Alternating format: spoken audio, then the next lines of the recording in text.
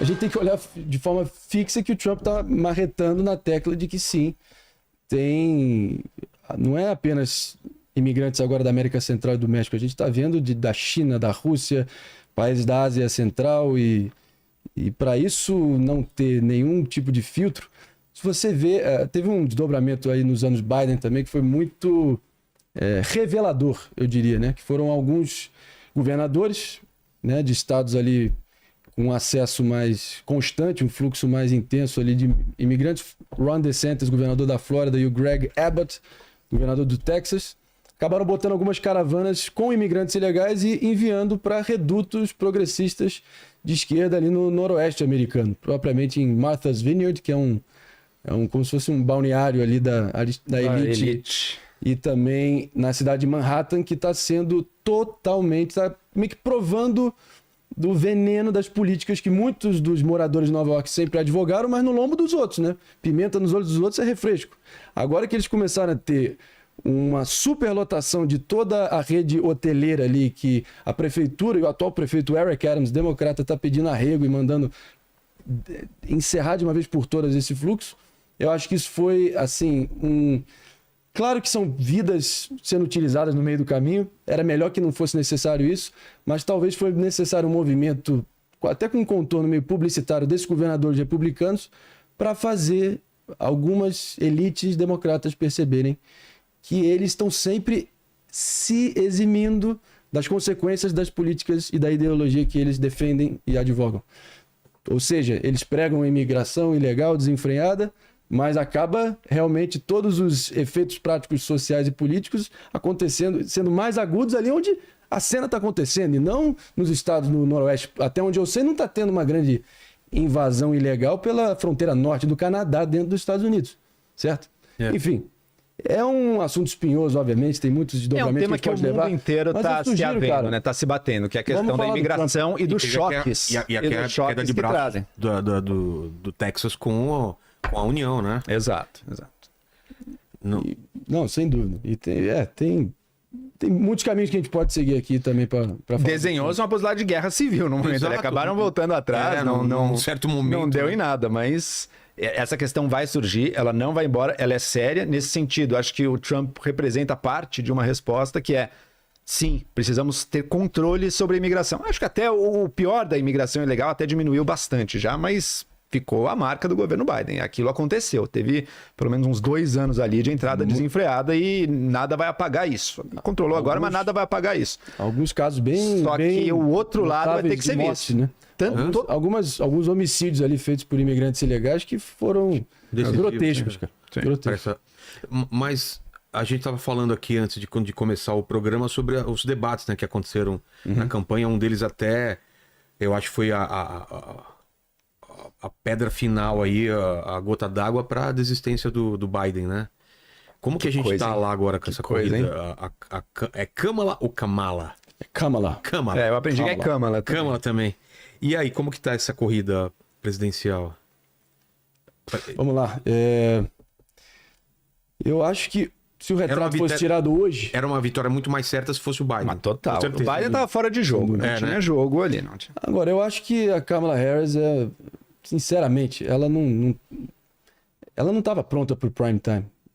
Não tinha que ser ela? Ela literalmente é a primeira candidata na história que chega na posição de uma das nomeadas de um dos principais partidos dos Estados Unidos que não recebeu um voto. Não recebeu um voto até agora.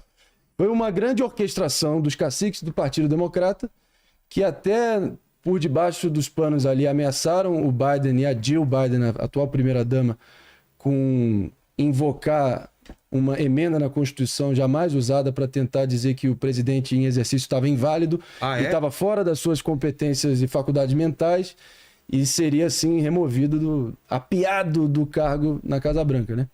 E isso foi o suficiente para ele também tirar o time de campo ali quando estava realmente flagrante a debilidade mental dele, para todo mundo ver. Acho que o debate foi só... Eu acho que o debate, sinceramente, nunca tinha tido debate, João, um debate antes das convenções.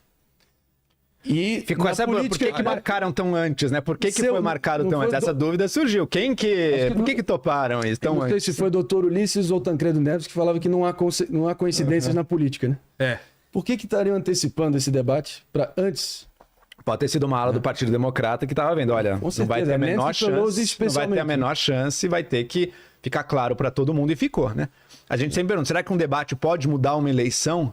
Esse mudou, esse aí foi decisivo, certeza. Esse aí mostrou, não pela discussão de propostas que todo mundo fala, né? Para mim isso já encheu também o saco, né? Vamos discutir as propostas. Você quer ver as pessoas que estão no jogo. Pra caramba, né? Se é só proposta, é chato. Você lê um documento ali com as propostas, tá lido. Aí o debate é para onde você vai ver a pessoa. E ali você viu, a pessoa do Biden, ele tá no nível terminal de Alzheimer, sem saber onde tá? Não. Ele sabe, mas ele já está com uma dificuldade real de articulação, uma dificuldade real de memória, na rapidez ali, concatenar ideias para criar uma resposta. Cada frase dele, você fica torcendo ali para ele concluir certinho a frase. Então, ficou claro. Coisa que em 2020 não, né? 2020 teve o debate dos dois. Já se acusava o Biden de tá gagá, tá totalmente caduco. Chocante a diferença. Mas ele teve um debate em 2020, em 2020 ele se manteve bem, não era um jovem, era um senhor idoso, mas se manteve bem. Agora em 24, mas não teve assim a menor condição. Ficou claro que não tinha condição. E aí você vê, num passe de mágica, a vice-presidente mais rejeitada, com a pior aprovação da história, era Kamala Harris.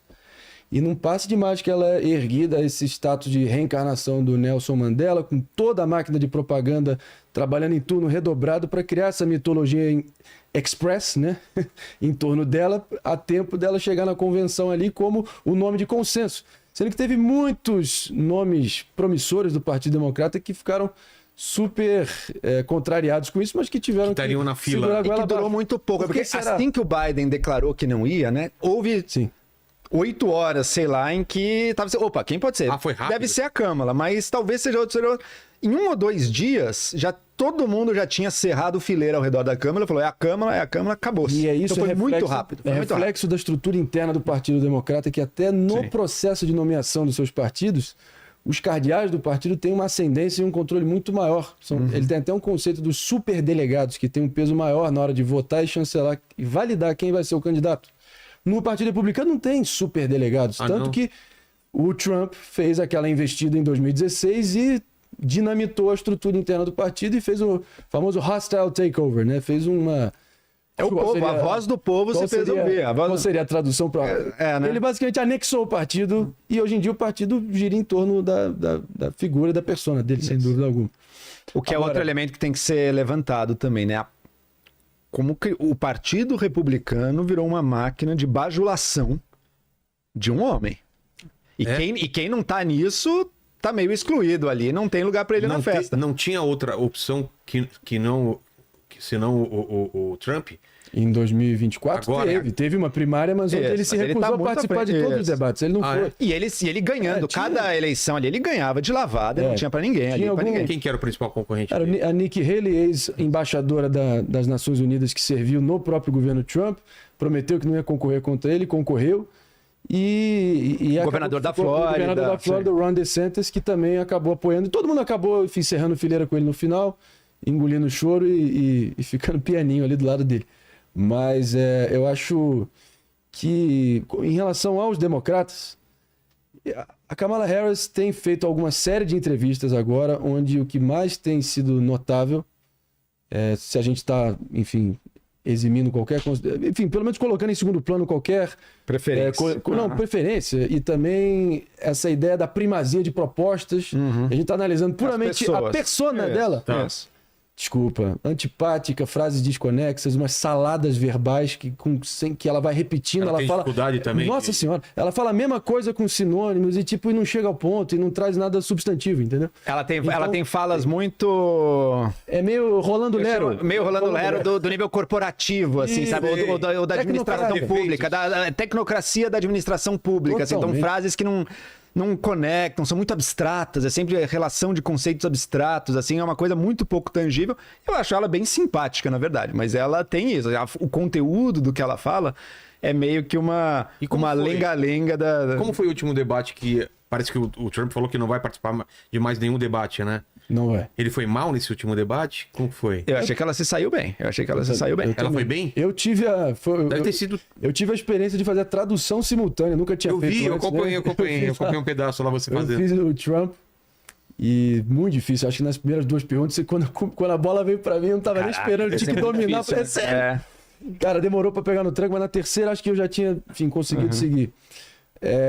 E foi uma experiência ali, nossa, foi uma tortura, porque eram muitos estímulos ao mesmo tempo e eu ter que prestar atenção em diferentes registros aqui do meu cérebro para tentar entender o que estava sendo conversado entre eles, se o Trump e a Kamala estavam marcando pontos, mas estava muito nítido que ele perdeu muitas oportunidades ali, ela deixou várias brechas que ele não soube aproveitar, ele estava repetitivo, trouxe pouca coisa nova, as frases que acabaram viralizando e furando a bolha foi mais restrito ao fato que ele deu vazão à tese de que imigrantes haitianos estão em algumas cidades dentro, comendo cachorro e gato. They're eating the cats, they're eating the dogs, believe me. E aí Mas ela estava claramente polida, mas ela... E teve mas aí o que fica para check-facting ao vivo lá, fact-checking também que eles fazem isso, não foi a primeira vez, não foi a primeira vez que isso é feito. O Trump estava com tudo para ser mal avaliado, mas o fato que os moderadores, inclusive a moderadora, tinha sido da mesma sororidade que aquelas fraternidades universitárias, femininas. República Universitária. As repúblicas universitárias femininas, são as sororities, né? Da mesma da Câmara, pô. Tudo bem que em gerações diferentes, mas elas tinham um vínculo, porque parece que é um pacto de sangue isso aí, uma vez você faz parte de uma sororidade ou de uma fraternidade. E ficou claro que, pelo menos o Trump apagou um pouco da performance previsível dele com o fato que as manchetes também foram povoadas por essa tese de que ele teria sido perseguido, que foi 3 contra 1.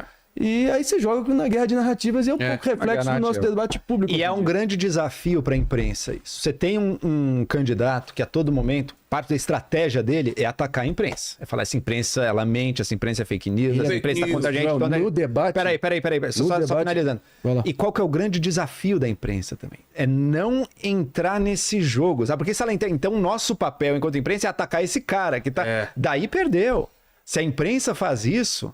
Ela se deslegitima na hora. O Glenn Greenwald... Eu nem sei se no debate foi tanto isso. Assistindo, não me pareceu que eles estavam tão contra o Trump. Depois ficaram falando disso, talvez um ponto. O Glenn teve aqui, ele falou que ele percebeu esse movimento na... Eu percebi esse movimento quando... Fala, Vilha. Fala, foi mal. Igual, cara. Ele percebeu esse movimento quando o Trump entrou na disputa mesmo, da galera falando assim, pô, você vai soltar isso daqui, vai prejudicar, você tá facilitando... Os jornais americanos, como o New York Times, eles adotaram uma posição até explícita, assim, de dizer, o nosso papel de defesa da democracia, de tudo, precisa ter a clareza moral de combater esse cara aqui. Pra mim, isso é um erro absoluto. Escolhendo o que publicar ou não, né? Pra mim, isso é um erro absoluto. Eles não chegaram a mentir também. Não, mas adotar, obviamente, estavam com uma... Não, o New York Times não chegou a publicar mentiras. Em que contexto? No governo Trump ali, ou chegou? Chegou a ter fake news? O New York Times produziu alguma fake news contra o Trump?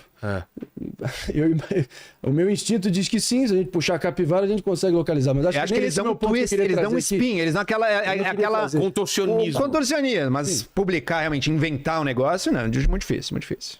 O que acho que enfim, tem um caso, acho que um fator que vai ser que está sendo decisivo para essa eleição de 24 ao contrário de 20, é que o Twitter está sob domínio de Elon Musk, que deu all-in total no Trump, Donald né? Trump. Cara, isso em é uma 2020, os Twitter Files que vieram depois, e me desculpe, são, assim,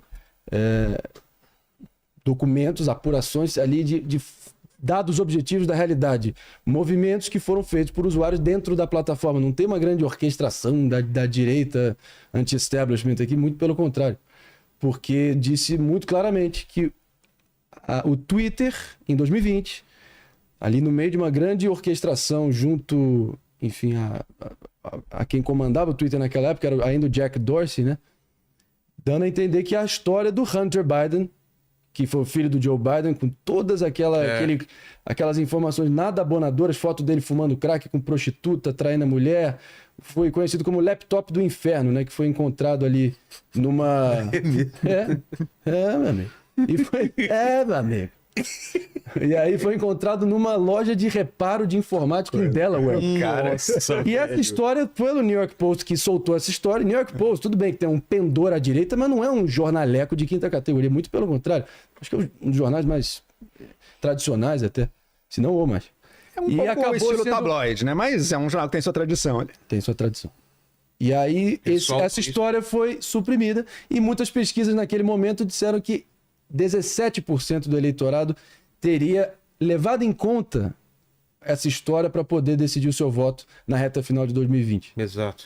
E desculpa, a grande apuração que indica tudo que foi, enfim, feito por diferentes agentes ali em Hollywood, junto com a mobilização de também pessoas ali que estavam fazendo todo o monitoramento e o registro de novos votantes por correio. Virou aquela festa do caqui do voto pelo correio. Não vai ter isso esse ano também. Ah, é? Isso tudo foi um grande artigo divulgado pela jornalista Molly Ball na Time Magazine. Se vocês disserem que a Time Magazine ali em 2021 tem simpatias trumpistas ou conservadoras, acho que a gente não vive no mesmo planeta. Então, eu acho que esse artigo também foi muito definitivo de todas as diferentes forças que orquestraram o que foi necessário para poder sepultar o Trump a qualquer custo, porque viam nele uma ameaça existencial, colocando ele o argumentum ad Hitlerum, né, de colocar ele como a reencarnação do Hitler, o terceiro Reich trumpista, sendo que é esse tipo de retórica que acaba levando a 2 tentativas de assassinato.